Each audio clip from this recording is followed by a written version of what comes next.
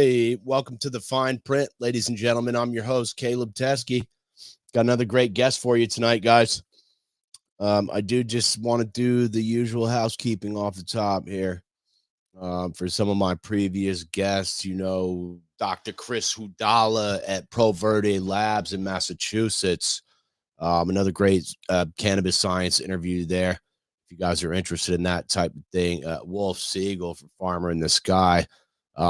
Who did, 16, 17 years in jail for weed charges. Kyle Sheridan from Sunny Gardens here in Vermont. Jim Barry out in the Detroit area, who's a home grower, also working with Cabo Technologies here. Kerry Bennett, another guy out on the West Coast who's growing some killer looking herb. Coming up, I got some great stuff on Tuesday. I got Carl Giannone from Trade Roots in Massachusetts. On Thursday, I got Suhiko Ono. If I can get Suhiko on the phone, man, if you're watching this, call me up, dude. I need to get you on the phone before the show. Next week, I got Tim Sutton. I got Ini Afia. I got Leo Stone on the 24th from Aficionado out in California. I'll leave it right there. That's probably enough. Really great lineup of guests for April as well here. And my guest tonight is a guy that I saw on LinkedIn creating some very interesting infographics, which indicated to me that he'd been doing some pretty extensive research. And so I thought I'd holler at him. And, here, I'll slap it up there. We're going to be talking a lot about this tonight. Before we get into that, I'll just bring him up for a quick 5-minute live story here. My guest tonight, Travis Cesarone, joining me from Canada. Travis, thanks for being here tonight, man. Of course, it's always a pleasure. Would you mind? What? Go on. Would you mind doing a 5-minute live story for us before we talk about anything serious? Yeah, I can do a bit. So my background, I mean, you probably have seen, I share a lot of science. I wanted to start right off the bat. I don't have any official degrees in that field. Just doing a lot of self-research. Even back when I was 12, I was doing particle physics research, relativity. I was doing that for a while. Kind of broke away from the teaching myself science for a little bit when I was 14 to socialize.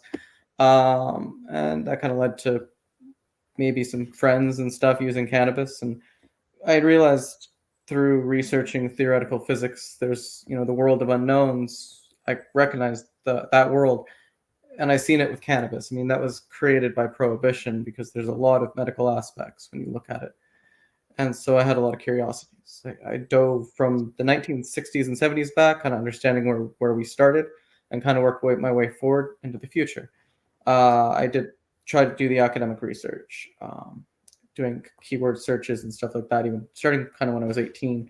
And I did that for a while. So I've been doing research in the cannabis field I'm like 31 now. That's almost 15 years of doing research in this field. So not too hands-on, admittedly, with like plants. Did a little bit with extraction back in the day. But it's been definitely an interesting field with endocannabinology. But then there's a lot of the players in this industry. It was in 2016 that I moved to kind of the west coast of BC. I'm up in Canada, British Columbia. And so there's different regulations up here than the States. And we had the transition into the legal market in 2018. 2018 is kind of when I started writing for the cannabis industry after legalization. And some stuff that I can't talk about is our friends that were running dispensaries and are still fighting lawsuits now and for a $1.9 million civil forfeiture suit because they were running dispensaries and didn't feel like following with the regulations that were going on. So I'm sure some of us have those friends we can't always talk about. For their sake, I'm going to just be boldly saying, you're kind of brazen, but yeah, fuck the BC Civil Forfeiture Office. They've done not a good service. CSU up in Canada, there's stories of that. So I haven't been personally affected, my friends have. And in a big way. Friends who cared, friends who were treating children with CBD. I've seen him cry in a video because his dispensary was taken away. He can't treat children with CBD products that weren't even available in the legal market when transitioned. And that's just it. We had this big empty space of this medical information, and it's all prohibition. But people need access. And so I have some history there. Of course, some of the history I have with the corporate industry and my former employers and things like this, I'll keep quiet, but I got to know sort of looking at mysteries. Actually, one of my old friends in Squamish went by a different name, and that's a whole different story, but found out who his identity was 5 years later through genetic testing, and had a crazy background running from the law. But having that kind of helped me figure out how to do research through the internet really well. Just having those personal connections. So that's led me to look into not just science, business, corporate. I'm gonna put you over there. Yeah. Sorry, I thought you were done there, so I was going to put you in the big box. But yeah. No, it's good. I'm pretty much done with that. Unless unless you have any other questions. Well, I have lots of other questions, Travis. And here's Chef Rodney chiming in to say hello, neighbor. Well, Rodney's in Michigan. I don't think you guys are quite neighbors, but got kind of the right idea there, Rodney. And one thing I did want to ask you, Travis, was that I think on the phone you said that you have sort of this visual thought process going on in your head, which I think is going to tie into, talking about the work that you've done here. So that's kind of helps me. I do have a very visual thought process, and sometimes though to put these infographics together, I don't really have. Sometimes I have a creative vision. Sometimes I'm just trying to make it work and what kind of makes sense through logic. So let's dive right in here, because what I'd like to do is, this is what caught my attention, Travis, is this, obviously, and I showed it off the top there, but this infographic right here is really what caught my attention. A few of the names within this web are things that I've also been looking at myself. But what I'd like to do is just dig into this top to bottom. And the first thing I'd like to do is ask you, where did you start on this? Because clearly this is a very complex web here. And when I am looking at something like that, it's usually because I started looking at one particular thing and it snowballed into something else. But also, I'd be curious for people who have never looked at these types of graphics, or some of the graphics where it shows the companies and all their subsidiaries. Maybe you could explain where you started and what the arrows mean. Maybe you could break this down in the simplest terms so people know what they're looking at here. Yeah, I wish that one was easier to explain, but there's so much going on. So the background of this, I've kind of known about this company and some of their patents that they have. It's a testing company in the cannabis industry, or at least it is now. They started getting some flack from the cultivators because they patented and had regulations. Oregon in particular pushed regulations for something called aspergillus testing. There's 4 strains of this. It's a type of fungus. And there's some people in the industry that are a lot better talking about this, microbiologists. I still am supporting testing in the industry, but what happened is the amount of that mold or fungus that's allowed on the cannabis was very restrictive, and it led to people having to sterilize their weed with something called irradiation, basically putting their weed through gamma irradiation machines to rid it of all bacteria, even though the cannabis itself has a microbiome. And so they created a lot of flack because the cultivators were having trouble growing weed at this point. The scientists were still kind of on board with this company, the medicinal genomics company that kind of has one of the tests, at least, for aspergillus testing and one of the patents. There was a lot of back and forth over, are they colluding with the government or not, questions. Another magazine wrote an article which ended up getting sent actually some lawsuits to delete what they posted because they were saying they were colluding with the Oregon health regulators, this company. And then I kind of was curious, and I found other letters from that company, which I sent you. One of them was sent in, just trying to figure out the exact date here. It was sent in March of 2022. March 16th of 2022 is when they got a response from the Oregon health regulator. Yeah. That was covering that asparagine testing. And please forgive me, Travis. I have not had time to read through all the stuff you sent me this morning, but I have that all here in my email. And yeah, for sure. Yep. Carry on. So the company basically was trying to say they weren't pushing for the testing because of there was a 28 letter in December of 2021 that they tried to send, but apparently, according to the CSO of this company, they didn't get the letter in time. And that's the letter that the other magazine cited, but it was an error because that letter didn't really lead to a response. Where this letter that they sent later, I'm not sure the date they actually sent it, but they got a response on March 16th. And the company, interestingly enough, filed a patent for this kind of testing practice just shortly after they received a response. So they had a little bit of an upper hand. FOIA requests do reveal that the company actually sent the health regulator some emails that they had the magazine delete their article and sent them an apology.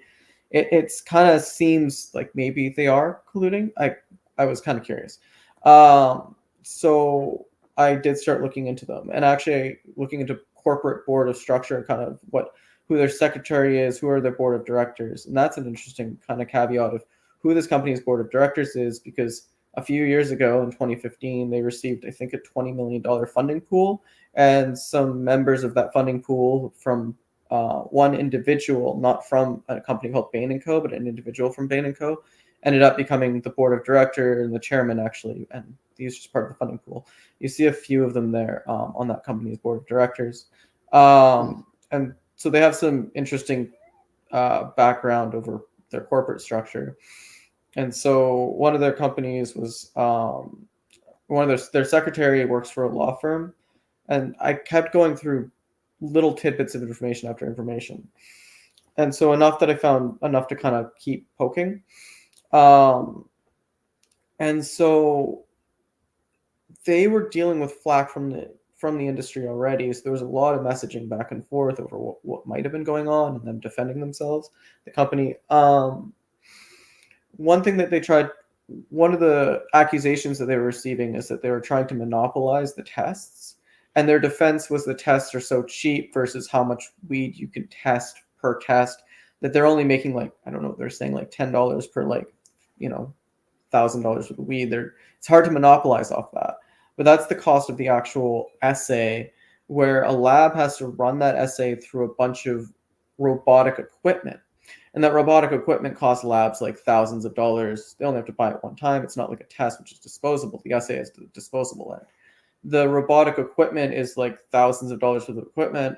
And then you look at who owns that robotic equipment, and like some of the companies that they use for that robotic equipment, for example, have sponsored one of the big symposiums, CanMed, because this company runs CanMed, which is a big symposium. A bunch of scientists come and talk there. Even Raphael Mitchullam, Ethan Russo used that as a conference, and it's been great for the cannabis industry to have that big conference. And that's why a lot of scientists are on board with this company.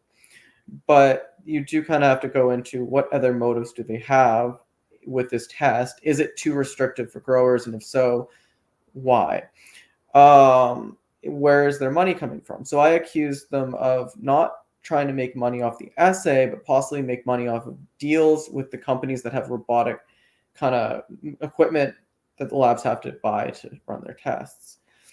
Can I stop? It's hard to summarize that, but you talking about medicinal genomics right now? Yes. I'm talking about that. They have a partner with Agilent and Hamilton.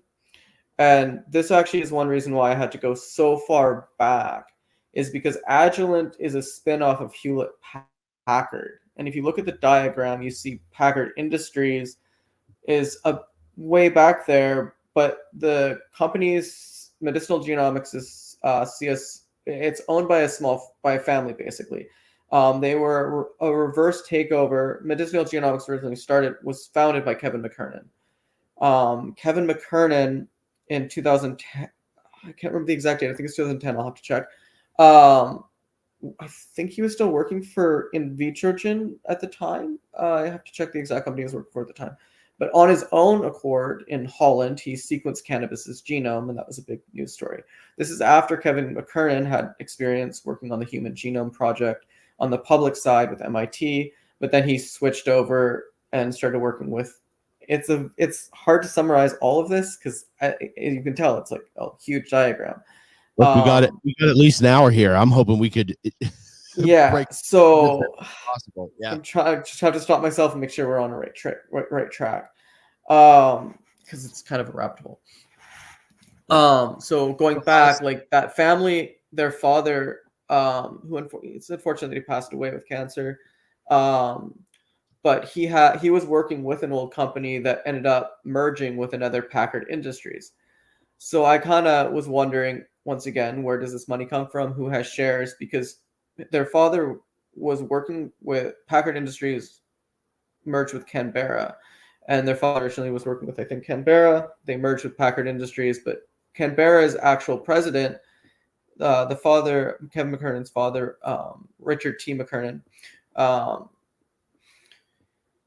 he was the vice president, I think, and the president was Emery Alcott.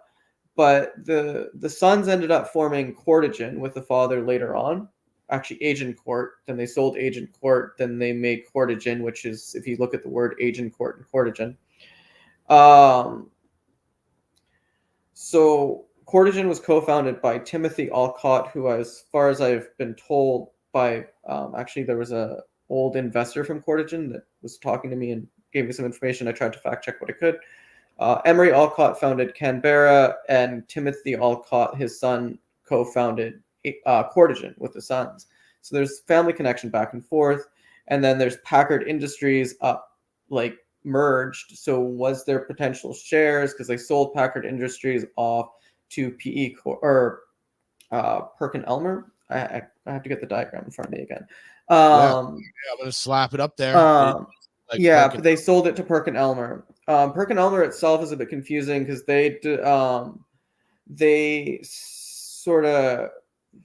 started as EG&G, which is a company that spun off through the Manhattan Project. And yes, we had the Manhattan Project back there. And a lot of companies in the States and probably elsewhere too, there was spun off out of World War II. So Packard Industries, I think, originally was building scintillion equipment, which is like uranium counting equipment for the nuclear bomb. And I was wondering if there was any connection between Packard Industries and Hewlett Packard. It was very hard to find who actually started Packard Industries, but that was apparently Lyle E. Packard, where Hewlett Packard was started by David Packard. I tried to genealogy. I didn't see any connection. And even if there was, it was probably too far in the background. So needless to say, there's not any shares or connection between the McKernans' history and their partnerships with Agilent.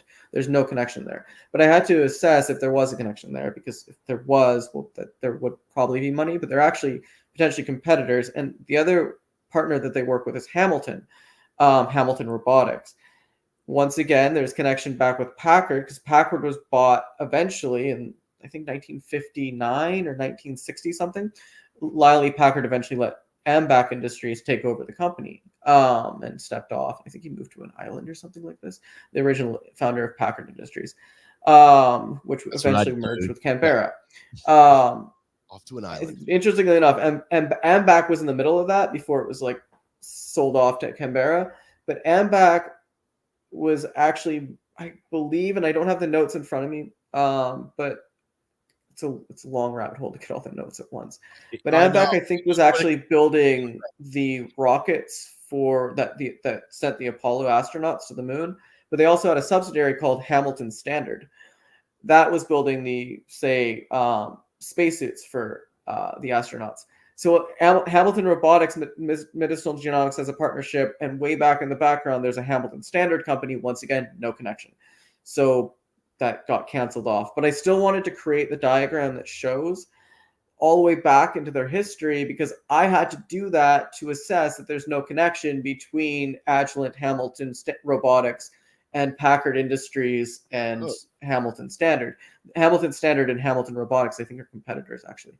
And that, so there's a, why did I go back that far? Well, I had to. Otherwise, there might have been more connection through shares and stocks, because that company was eventually, Canberra Packard was eventually sold off when their father was the vice president and when Emery Alcott was the president. So I was wondering, how much connection do you have to all these robotic companies? Because Perkin and Elmer, there's also spun off, there's PE Corp, if you look at the diagram. So Perkin and Elmer was like a spin-off of PE, because there's old Perkin, they changed their name to PE Corp. Perkin and Elmer itself spun off of PE Corp, which was bought by EG&G, which was they had government, non-governmental back in the World War. But PE Corp, which is separate from Perkin and Elmer at this point, ended up creating these other they had subsidiaries, which is Aplera and Solera. There's a lot of history in this, and I don't want to get it wrong going all through it. But needlessly, Solera was actually founded by Moderna's chairman. When me and Kevin had a little bit of, Kevin being McKernan being the CSO of Medicinal Genomics and the founder, we had a back and forth chat, and he tried to tell me kind of almost praising my research skills, but then told me to look into Moderna's CEO, because he's very anti-vaccine. Like, he's very, if you look at Kevin McKernan's Twitter page, it's mostly just anti-vaccine science. Some of it might be like actually through good testing. I don't know.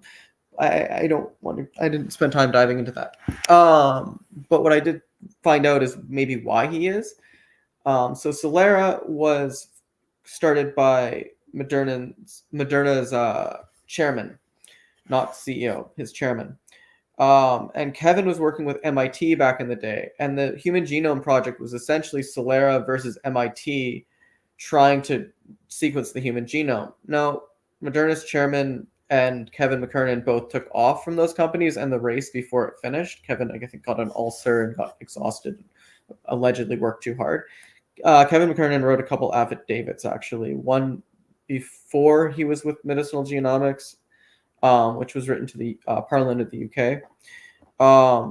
And another one that he wrote more recently in 2018. We'll get to that one in a second. So going back, though, Kevin was trying to defend them having the tests, saying that they're not monopolizing. And I was trying to assume that, well, what about where's your money coming from? But then looking into all of this, I kind of found out that there's maybe another reason, because I was looking through the company.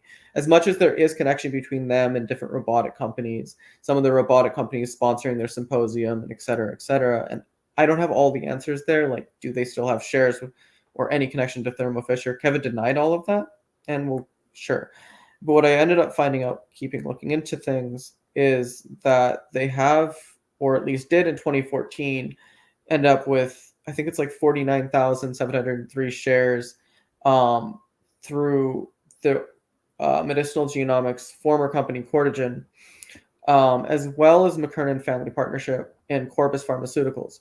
Corbus Pharmaceuticals was, I think it's agumenic acid. Someone's going to correct me on the enunciation of that, but it's a synthetic CB2 receptor agonist that ended up failing clinical trials. And that's so right in here, Corbus Pharma, that's right in here at the middle here in the red, I believe. Yeah. And so Kevin McKernan actually, in a one sentence, mentioned Corbus Pharmaceuticals in his affidavit in 2018. I think it's 2018 later on. And it was trying to basically say that it was showing like microbial. I have to go back to the note. It kind of was showing like that the synthetic cannabinoid is cleaner in microbial content than the actual cannabis, which I'm not sure if that's his angle, but they do potentially still. That was in 2018. They got the shares in 2014. And after I was kind of going back and forth through a post battle with Kevin McKernan, once I exposed the synthetic shares, or the shares in the synthetic cannabinoid company, sorry, his brother, the CEO of the company, ended up just sharing something from Corvus Pharmaceuticals later on that day, which kind of makes me think that they might still, it sounds like they might still have shares in that company.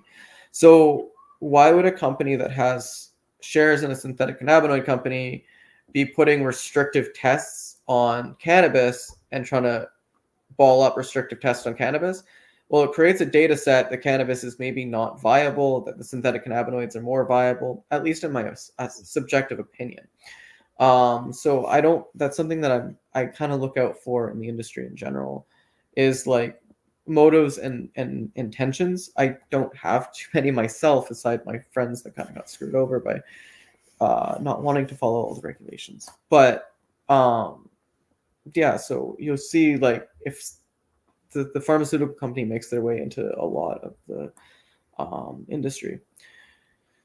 And so it's kind of unfortunate seeing that, because they also posted the Cannabis Symposium, CanMed. I was looking back into that, and I shared with you the initial press releases for that back in 2016 was labeling it as a personalized cannabinoid medicine conference for cannabinoid therapeutics, which is sort of language for not cannabis compounds, but rather those synthetic cannabinoid.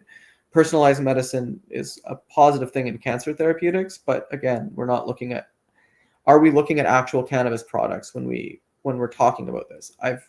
We'll eventually in this conversation today talk about cannabis derived versus plant-based, but that's sort of where we're at when we base things off plants, or when we use the word cannabis-based therapeutics and we're not actually talking about cannabis. We might be talking about synthetics. And where's the interest going? How guided is that to kind of, how is it motivating industry? These are questions I want to leave open. Do you want to talk about that right now? Because I was going to say we are going to talk about that, but I'm here. You blasted through that quickly, Travis, and you got a great memory. But if you would like to discuss the synthetic cannabinoid issue, clearly, and I do want to just do a shameless slap. Hang on real quick. I did just pull up your blog here, uprootedconcepts.com/blog. If you guys are interested in reading anything Travis has been writing, I believe this is where you might find it. But yeah, I'm if you would hoping to get more out soon. Yeah. And if you'd like to talk about synthetics, I'd love to hear your thoughts on that. And I'm going to solo on you for a minute for that one. So I've done lots of research into just I understand the science side of like at the cannabinoid receptors. You might have heard there's like, the ingredients in cannabis, the THC and that type of thing, tetrahydrocannabinol, that's psychoactive. It binds to a couple different receptors, targets in your body and brain, the cannabinoid 1 and cannabinoid 2 receptor. But there's molecules that are just internally active derived from the fatty acids you eat in your body, endocannabinoids, that also bind to these receptors, but some of them get you, THC gets you high, the other ones don't. Well, there's different ways that it enters the receptor, different pockets, and there's potentially different binding modes that you can use with synthetic cannabinoids, but we just don't have the proof yet that we haven't had any success there. Synthetic cannabinoids that we have available are a couple replications of THC, basically dronabinol. And I would, you can argue ibuprofen is actually a synthetic cannabinoid because it helps block the degradation of some of those internal cannabinoids. An interesting fact there. But so far we have like 3 viable synthetic cannabinoids, most of which are replications of THC. They've spent lots of money trying to make them. And so maybe if you can find something and find a target and have viability for it.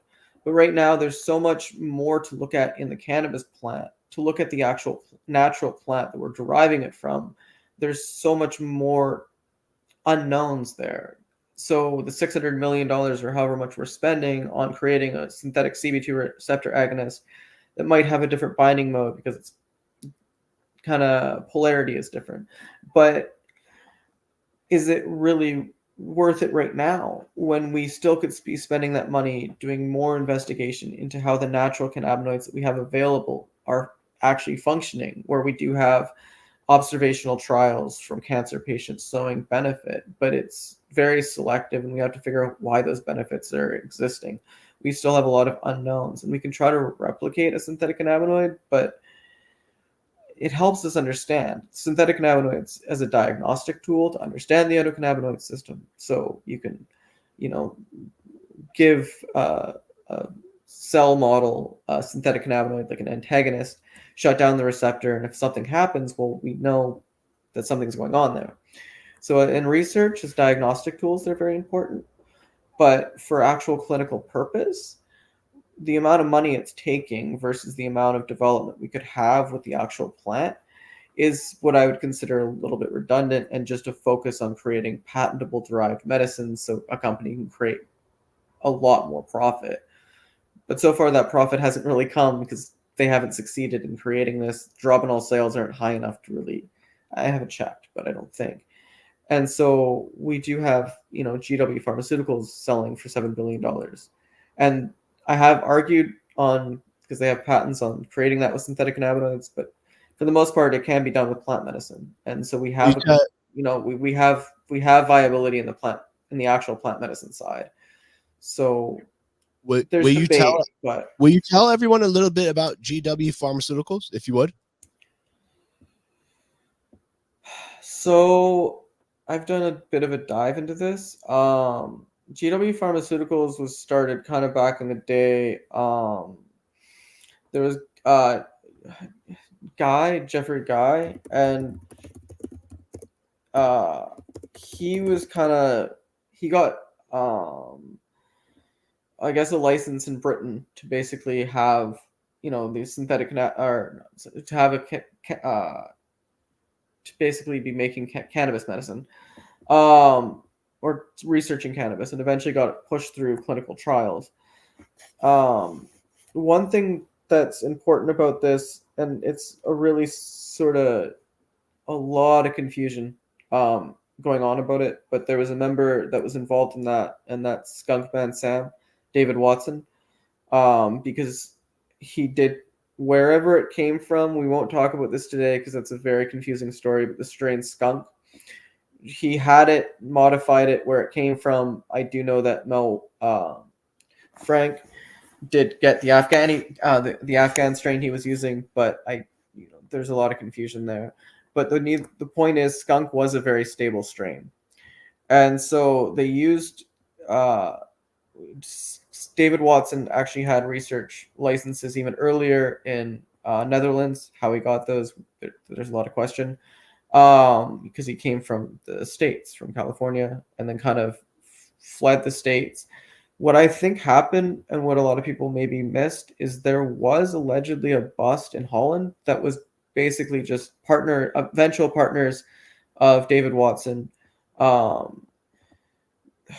that a police officer rolled by a bike and said, "You have to stop doing this." And so they ended up just going guerrilla, called David Watson over. And I think that might be the bust that happened, because Mel Frank even told me a bust happened. But I think everyone forgot what bust actually happened. It didn't happen in the States. It just was a guy rolling by on a bike. I'm not too sure. This is what I mean. There's a lot of confusion. You could probably create a million stories. What's the actual truth? Well, Ed Rosenthal might know, but he's not going to tell you. Skunk Man Sam might know, but I wouldn't trust his stories. Needless to say, though, is they had a lot of, and there was actually a report that they had written for, because they were trying to get Sativex, the drug that GW Pharmaceuticals made, into China. They had a partner there that eventually had an unfortunate accident in 2007 and passed away. But he was a big player in trying to get that into China, and they actually had another academic member writing this big report on the viability of Sativex in China. And in that, there's a diagram showing that, you have to have like the product development side, but then there's the know-how. You have to have the know-how, the original knowledge, like the grower, the knowledge from that obviously derives from back in Prohibition days, no matter where you are. Like, to actually have proper know-how to get this stuff going, you have to have that knowledge from Prohibition days.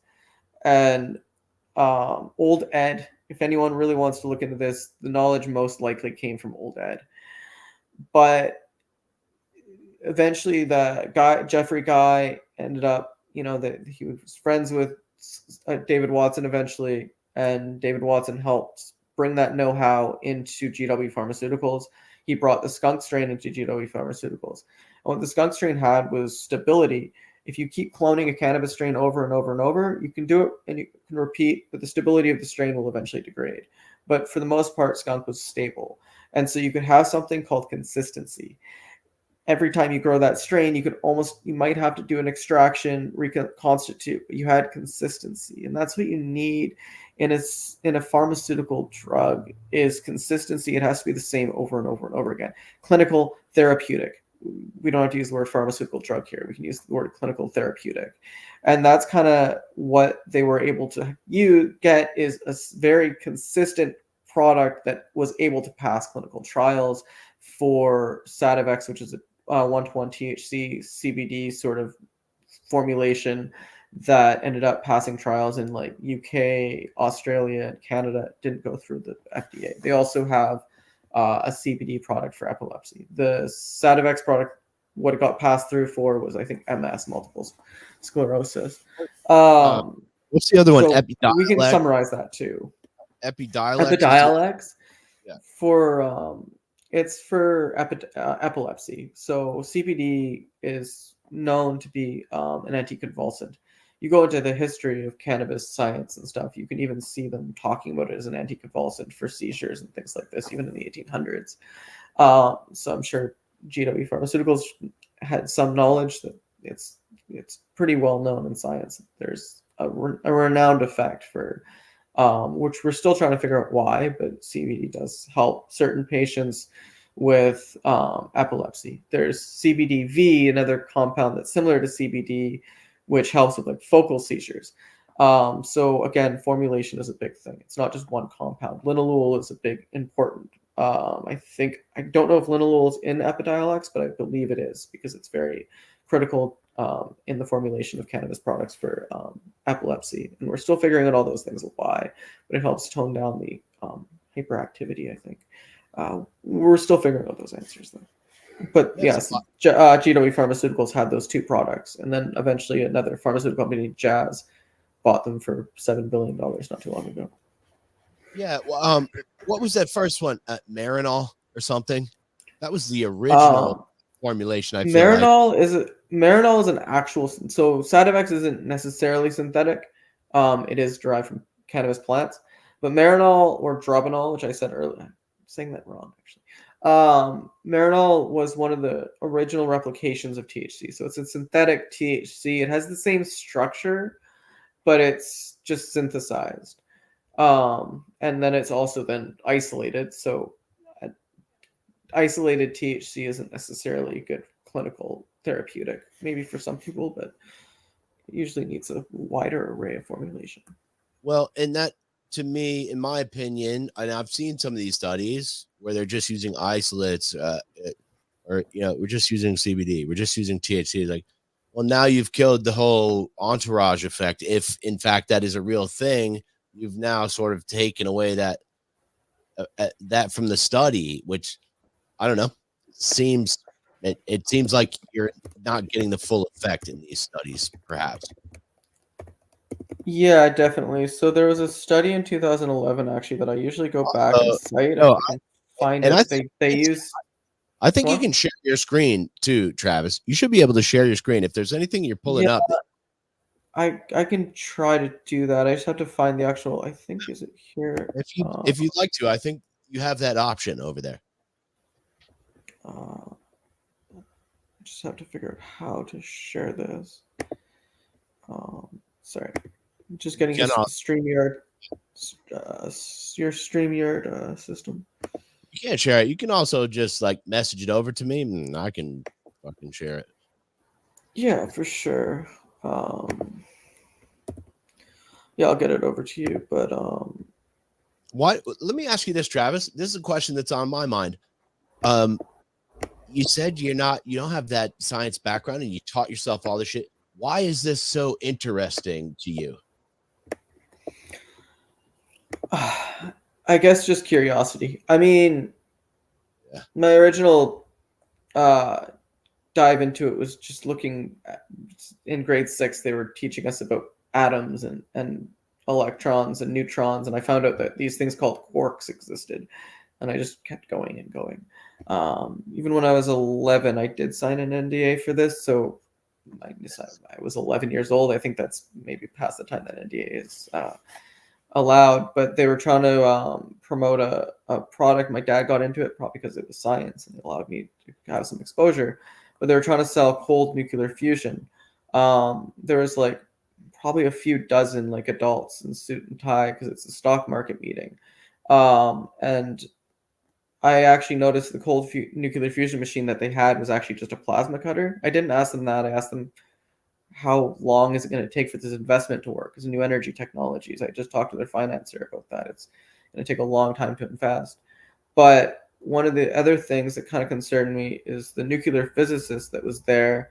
I asked him about a pion. This is just a particle. And he didn't know what it was. And basically, even at that time, like any nuclear physicist would know what a pion was, and he didn't.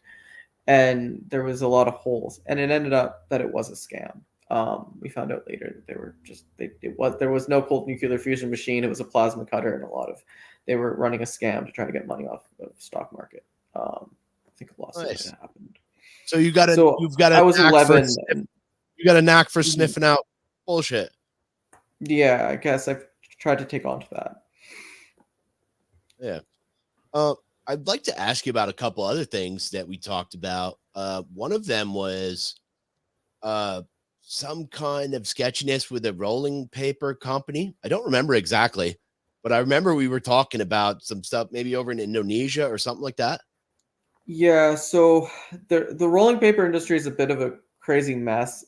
There's raw rolling papers, and a lot of people like raw rolling papers, and a lawsuit was against them from their competitor Republic, who Republic owns Zigzag, OCB, basically a lot of the big name rolling papers. Raw owns or Raw is owned by HBI, Josh Kesselman, or BBK and Tobacco is the main parent company.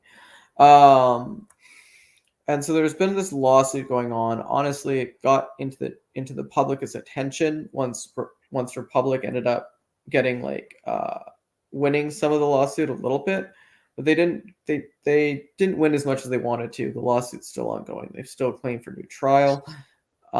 Literally, this thing started in 2004 that they were going back and forth.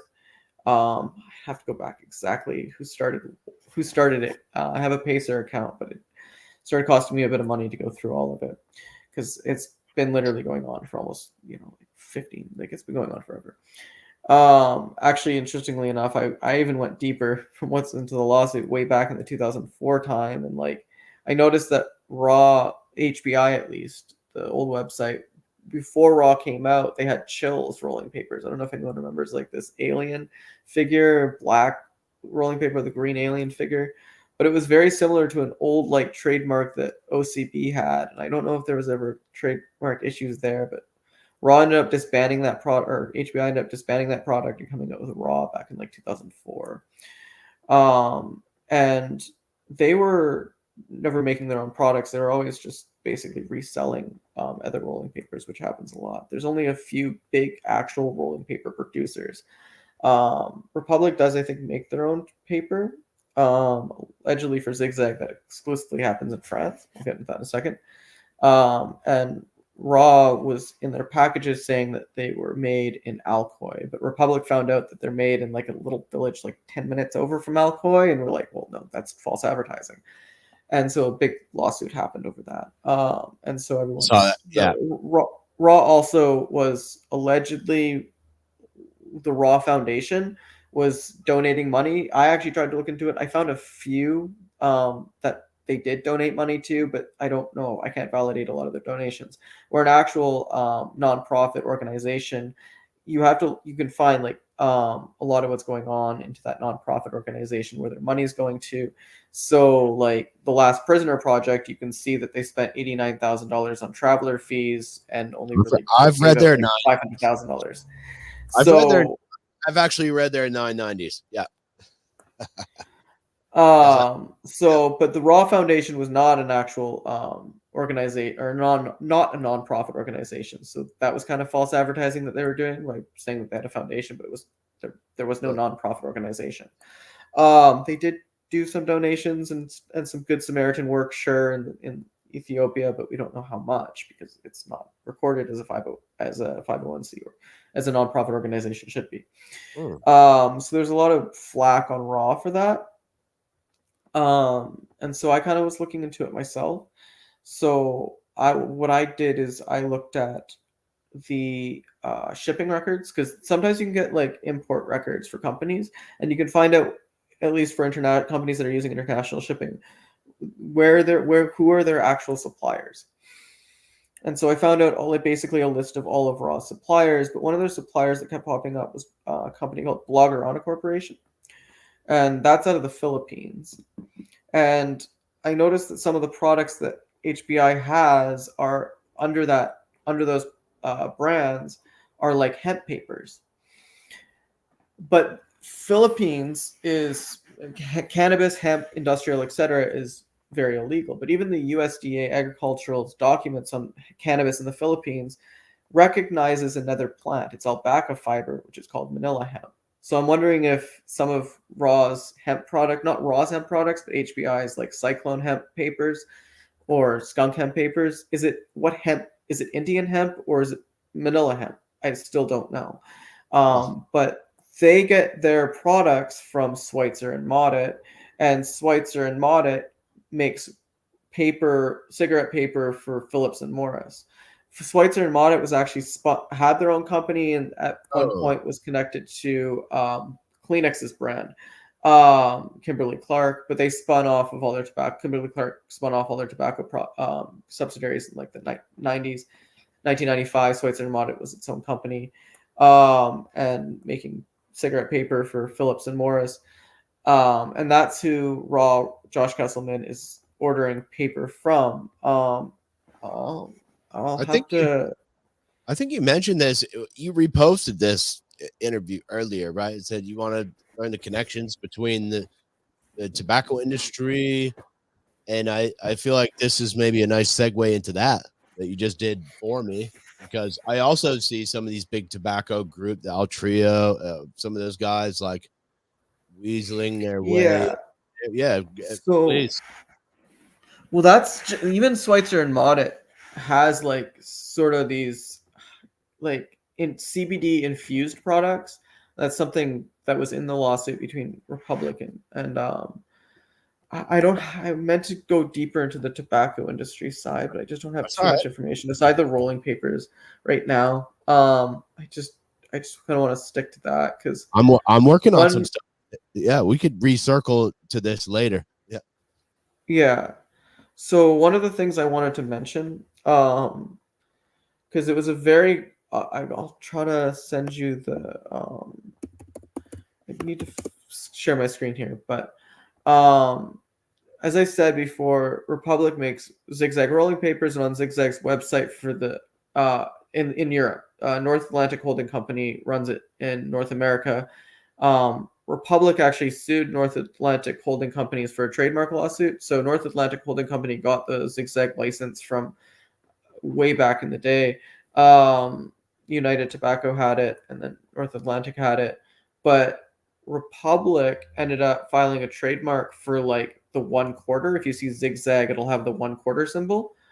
So they ended up suing Atlantic for using that 1/4 symbol, and then ended up buying Zigzag rolling papers off of OC. I think it was OCB had it, and a little bit there. Which ones are those? These are hang on here. I'll pull myself back up. These are Zigzag organic hemp 1 1/4. Yeah, so the 1 1/4 symbol, just that 1 1/4 logo.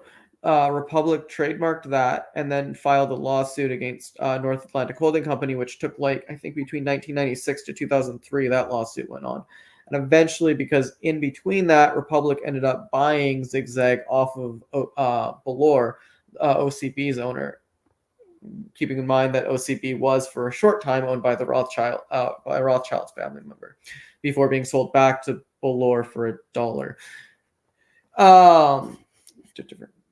Different Do you time. want to say? Do you Yes. want to do? I need to get my notes on that. But yeah, so OCB wasn't the oil industry was actually doing shit. And I think Rothschilds ended up buying OCB, but then didn't like things were going on there, and then they sold it back to like the Rothschild brothers or the Bolor brothers like $1 each. And it's a very long story there.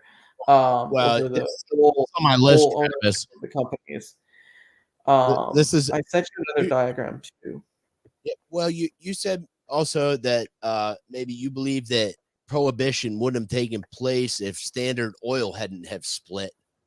And I was wondering if maybe you would explain your rationale behind that. That was fascinating. So the Rothschild or the Rockefeller family, yeah, because John Rockefeller owned Standard Oil, and John Senior, and eventually John Junior. They in 2014, I think it was when Standard Oil split. So they ended up going heavily into opium. Actually, there's even the Rockefellers, like the Rockefeller Foundation. So they started basically. I think they had a hospital. I have to go back into my notes, but they had like a hospital where opium patients were basically starting to be taken. And at one point, in these conversations with the Federal Bureau of Narcotics, who ended up putting cannabis prohibition in place, Harry Anslinger, who a lot of people know, was the director of that. One of his advisors asked if they could put cannabis users in that hospital, and Harry Anslinger basically said, no, cannabis isn't not addictive like opium. Where opium users, they could be putting in this hospital because they're completely addicted and dependent. But he basically knew at that time that cannabis isn't that addictive. You can't stick them in that hospital. But that hospital was basically ran by the Rockefellers. And if you notice how much opium was being sold in New York in around like, I think 1914 is when laws started being passed against heroin in New York. And honestly, yeah, if you look at like how much investment they started making into like the pharmaceutical industry, they started trying to come up with morphine derivatives. And I just feel like cannabis was kind of put under prohibition because it did threaten the use of opium. One of their arguments, Anslinger's advisors were going that, oh, well, cannabis doesn't really do anything, but they're basically trying to allege that it didn't do anything. There's no scientific literature that it did anything, even though there was. And that there was already a medication for pain, and that was heroin or opium or opiates at the time. So they're trying to basically push opiates over cannabis. They wanted more people on opiates. It was an addictive medication you could have people dependent on, more sales, where that kind of cannabis, I think they knew from, if you're reading back in the history, it threatened that. So putting cannabis under, having laws against cannabis. Now, of course, you go even further back in the oil industry in Egypt, because there was a law against cannabis in the 1870s. I think there might have been a regulation in 1869 in Egypt. And Egypt before then, from what I remember reading, was a lot of pro-agriculture. So they didn't really want to start drilling for oil, which had started happening around that time in the late 1850s, because they wanted to keep going with their agriculture. But eventually, there was a lot of political back and forth. I'll make a mistake if I try to get into Egypt's political back and forth between the Ottomans and the Britain Empire. But eventually, there was a leader in Egypt who was pro-mineral and mining for mineral resource from Egypt. And that was in 1969, the same year that pretty much the first cannabis regulation came in. And so what I'm still suspecting, and I'm still trying to figure out proof of, is were they basically moving an agricultural resource out of the way? You couldn't move out a food crop. You could potentially move out an agricultural resource and fill in oil industries with it. You didn't need to be growing anymore. You could now be drilling for oil. And they're kind of, there's almost a competition over land space over using those two resources. But then also, if you move out the cannabis fields, it's not a food crop, but ship sales. Even the U.S. Navy was reliant on hemp for their ship sales up to like the early 1900s, or 1910 and things like that. Like they were still using hemp for ship sales. So it was a big commodity for war in that sense. So there's a lot going on with cannabis prohibition. It's not just the oil industry, but with Rockefeller being that powerful and putting that much weight into the opium industry, and with cannabis being a threat to the opium industry, we can see that if Standard Oil didn't split up, I feel like they would have just kept going with the basically monopoly they had. I could be wrong, but because that got split up in 1914, they started looking at other investments. To assert this, the Prime Minister of Canada in 1919, William Lyon Mackenzie King, was friends with John Rockefeller, and cannabis prohibition in Canada came in 1921. There was like opium riots back in 1908.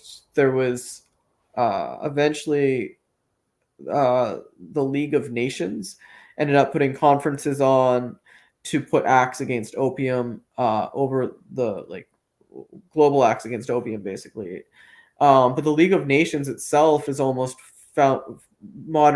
was modeled off of the Rockefeller Foundation. The UN is almost modeled off of the Rockefeller Foundation to a small extent, at least in its origin. And so, yeah, it had a lot of influence. Not so much now, but it did then. Gotta tell you, boy, this is a lot to take in, Travis, as I was hoping it would be. Hell yeah. I want to ask you this, something I've noticed, and I'm not a great scientist, but I got a nice little physics degree from a good engineering school. And I'm not the best scientist, but I know how it's done. I've read a lot of papers, and it seems to me, in my opinion, that a lot of the research around cannabis, the only way you can get funding is if you're looking for negative effects, and maybe these studies are sort of slanted in a negative direction. Just like it seems like if we're going to do a study where I say, hey, weed will shrink your tumors, maybe you're not going to get any funding for that. But if there's a study that says, hey, maybe cops could pull you over for being high when you drive, they seem to find money for those types of studies. I'd be curious to hear your thoughts on. There's a lot of money putting into survey studies showing that cannabis has like negative implications in society. If you basically try to study cannabis science, like with the keyword just cannabis, you get a lot of survey studies that show negative implications.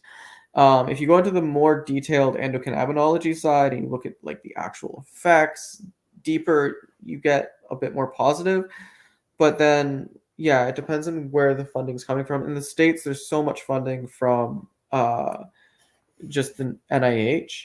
And I think a lot of the negative the NIH has done some positive studies on the endocannabinoid system, but they still are having a hard time with positive studies on the cannabis side.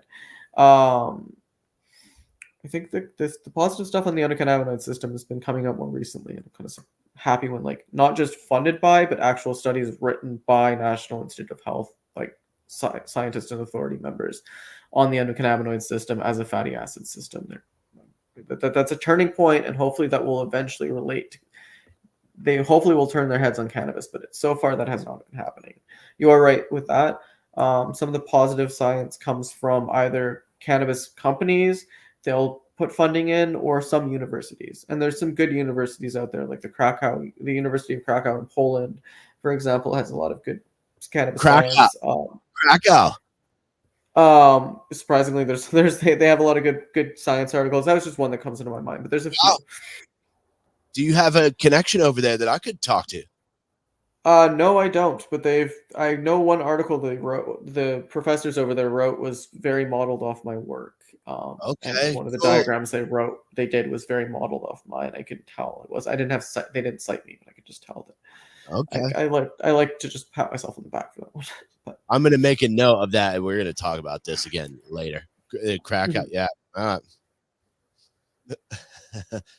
I got a couple more for you, Travis. I really want to ask you about some of the structures of these companies just because, and I want to ask you about your thoughts on the legal market here too, as it's panning out. However, especially in Canada. However, from my observations and certainly from graphics like this and a lot of the other, I've seen a lot of the other infographics where it shows all the subsidiaries of these big cannabis MSOs. I'd like to ask you sort of your thoughts on why there's so many companies involved here.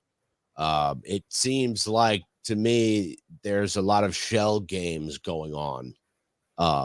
And there's name changes constantly. And I'm just curious if you have any thoughts on like why people structure their businesses like that.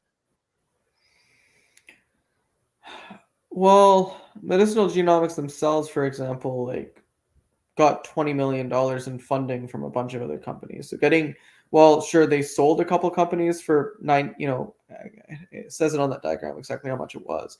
Like their old company, Agent Court, they sold for a lot of money. But at the same 100, time, like 140 million, it looks like there. everyone wants their hands in the pot, right? And it's like getting money from different places. Your business definitely is stimulated, and I think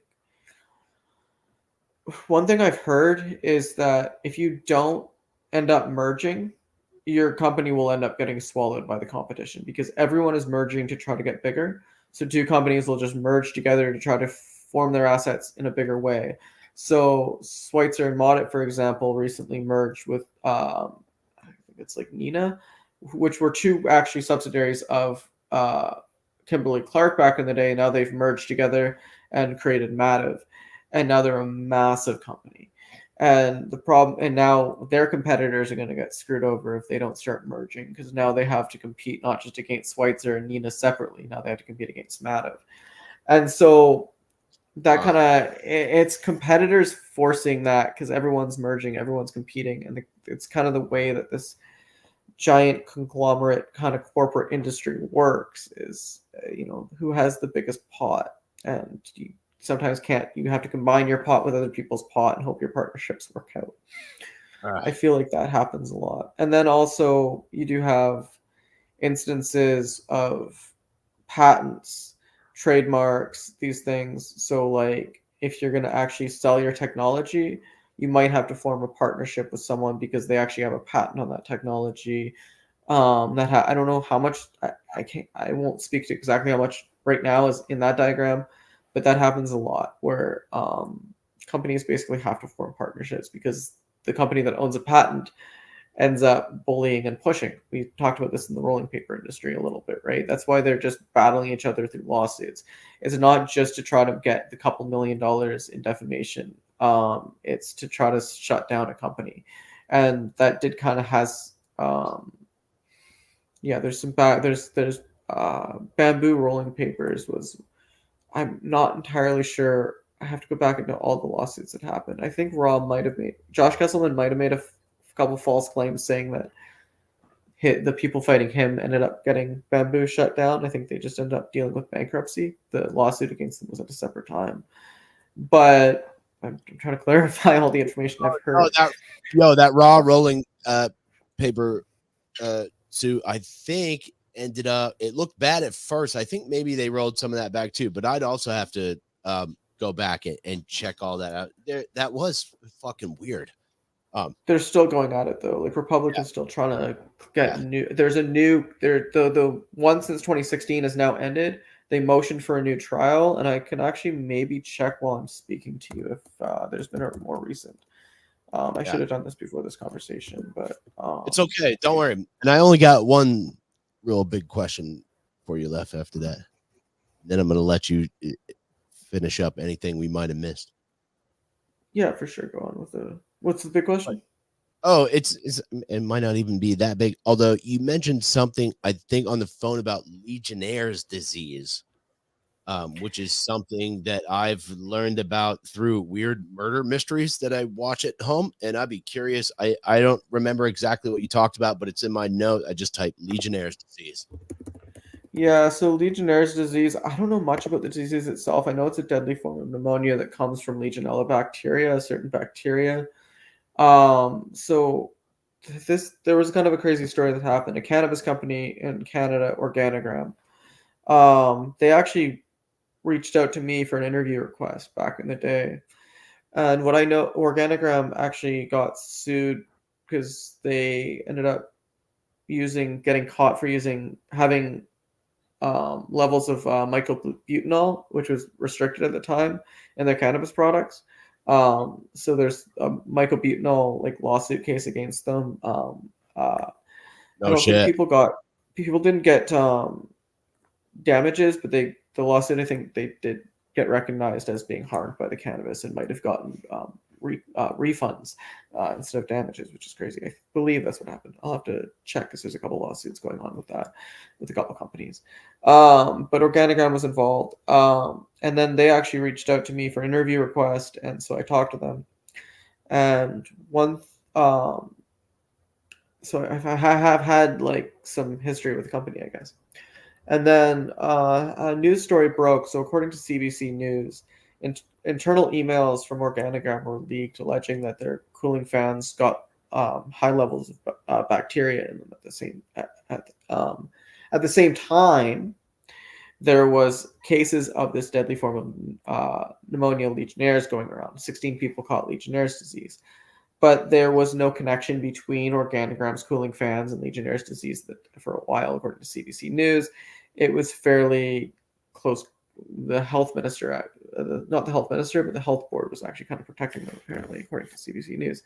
So, but I wrote an article before it was confirmed what happened and in my article, I tried to say that it was possible. There was a little bit of an editorial mishap, lack of citation on my part. So the word "it's possible" was deleted, and so it was kind of an accusation, not just a possibility. And so we got kind of slapped with defamation, and the article had to get edited to kind of clear. We just had to remove all mentions. Yeah, you had a lawsuit pop up or something. Yeah. So we had a defamation lawsuit pop up. Had to fix the article, but then a year later, they admitted it. They did it. They admitted that their cooling fans were clogged with Legionella bacteria, which apparently was because their cooling fans were not set up properly. It was a new part of their facility, new cooling fans, and they were not installed properly. So it ended up building up with this bacteria, and that spread. And they admitted that, yes, they did, in fact. So you got 16 sued. people. So you got And sued one for person. something. You got sued for something that was actually happening. Yes. And then another year later, 11 lawsuits dropped and it ended on the same day. I'm guessing people got paid off in the background. One person did die. Their name wasn't named. And then Jack Proud also eventually was sick. His mobility went down. He did eventually, after a year or two of catching the illness, pass away, unfortunately. Which are allegedly, this is allegedly from breathing in the air from the contaminated. Yeah, according to CBC News, that was from Organigram. Wow. And then so that was kind of something that was ongoing. And I kind of got caught up in that. But I started because I can't confirm anything. I only have thoughts and ideas and theories moving forward from this. But in New Brunswick, no, that happened in Moncton. It's a very local area. But in New Brunswick, more in the Moncton area and around there, but kind of in some cases around, there was these neurological cases which didn't have an answer. But apparently a neurologist was just kind of misdiagnosing Alzheimer's, Parkinson's, and Lewy body in patients as fairly young patients for that.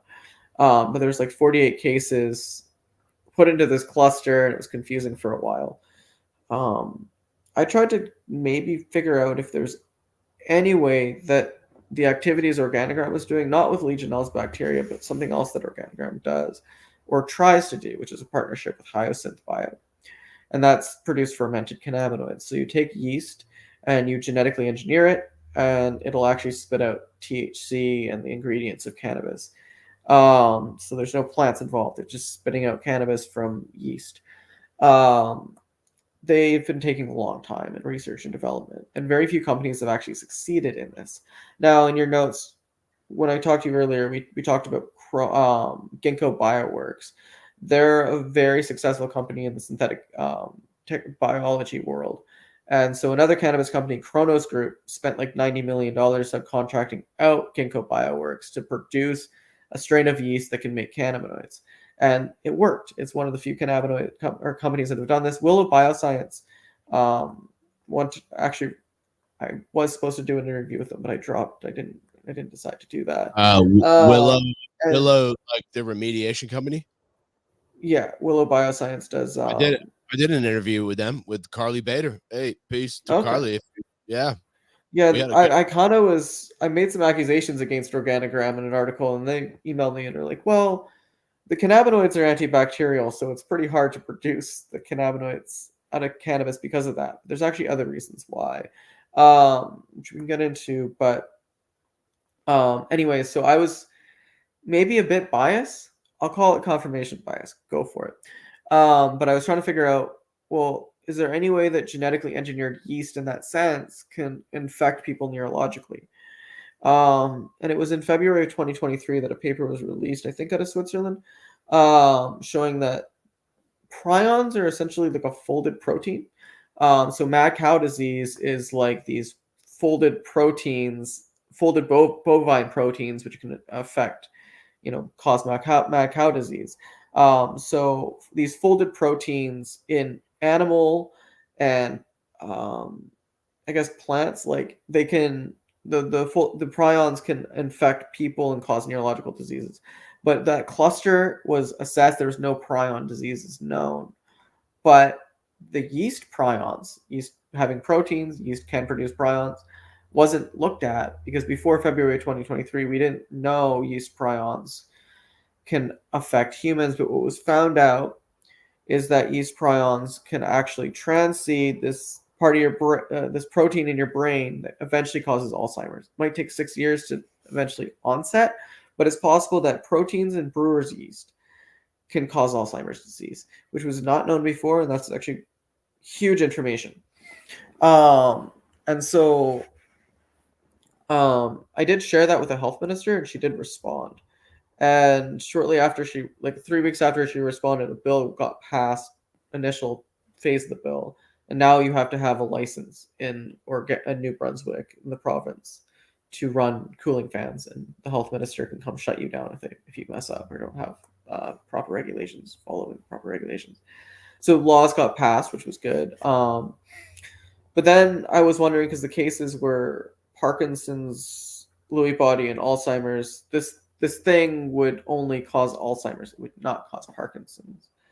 And so I was actually, again, we're at hypothesis, not even theory anymore. Parkinson's and Lewy body are caused by a different protein, alpha-synuclein, which is mutated. Interestingly, recent evidence suggested one of the endocannabinoids in your brain needs alpha-synuclein to transport across the cell.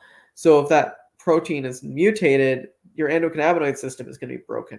So Parkinson's probably is related to the degradation of your endocannabinoid system in the transportation sense. But what I was trying to find out is if alpha-synuclein, like why would that be there with cannabinoid production? You'd have to actually use genetic engineering, take genes, inject it into the yeast intentionally to get that yeast to produce alpha-synuclein. They do that. They create yeast models of Parkinson's by doing that to study what Parkinson's does to cells. But why would they do that to cannabis? Or why would they do that to a yeast they're producing cannabinoids from? It wouldn't make sense. But if they did, then we also have yeast that potentially has alpha-synuclein, could be infectious and causing Parkinson's, and also having proteins that cause Alzheimer's. Now we're getting close to that cluster we see. But why would they do it?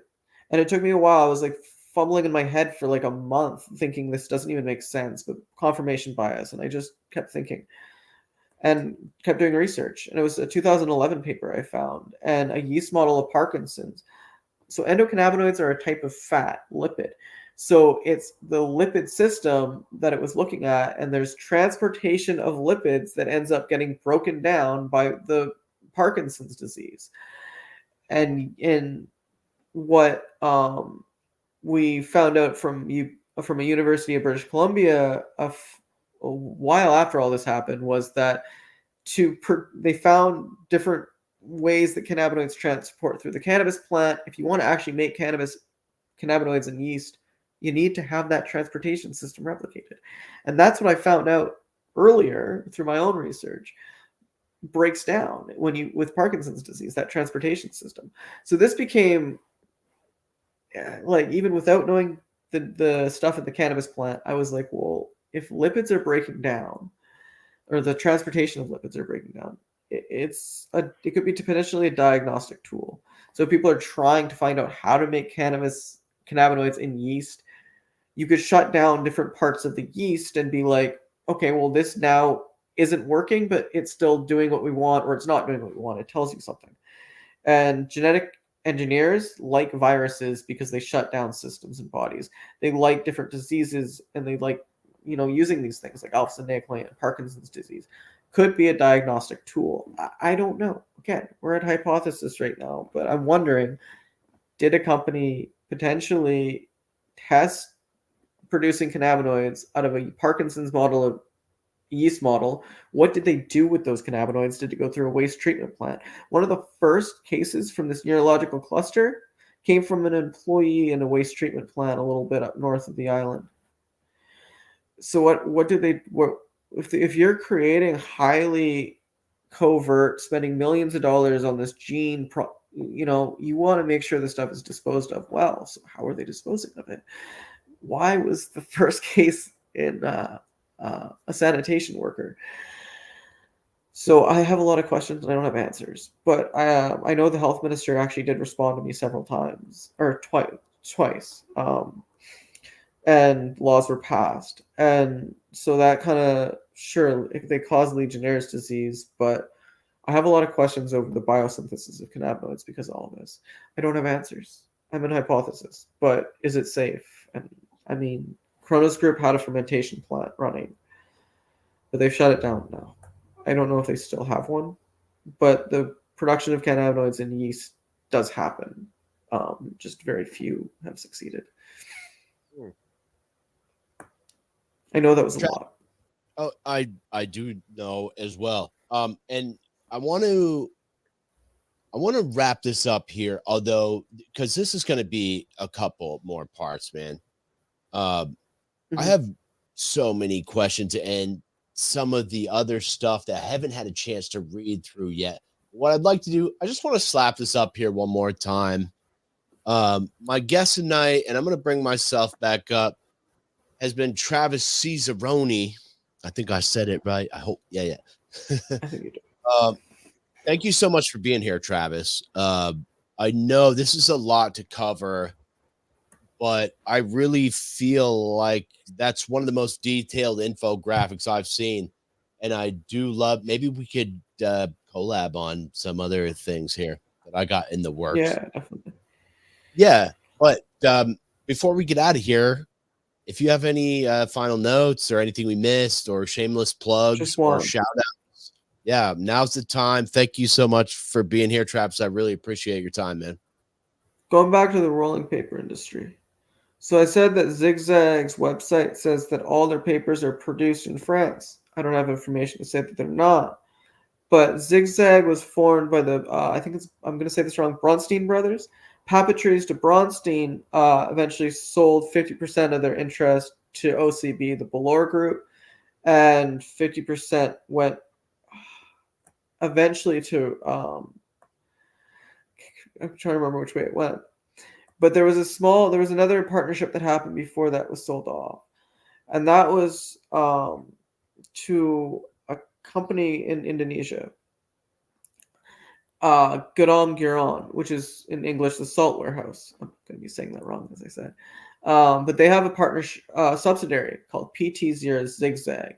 So the original owners of Zigzag Rolling Papers in 1984, and finding this information was a whole story in itself. They have a partnership with PT0 Zigzag, which produces rolling papers in Indonesia.